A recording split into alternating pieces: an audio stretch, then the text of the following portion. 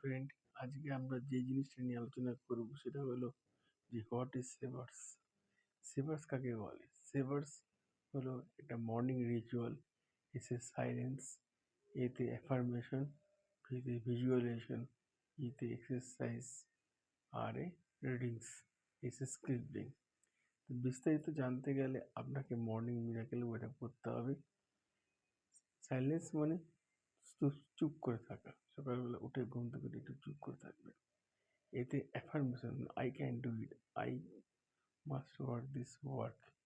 সে visualize করুন, visualize, যেটা আপনার নিয়ার ফিউচার বা মিড টার্ম ফিউচারে যে জিনিসটা আপনি অ্যাকচুয়ালি দেখতে চান, ভিজুয়ালাইজ করা। এতে এক্সারসাইজ, একটু এক্সারসাইজ করে নেবেন, জাস্ট এক্সারসাইজ করুন, দেখবেন তার রিয়াকশনটা মর্নিংয়ে কেমন লাগে।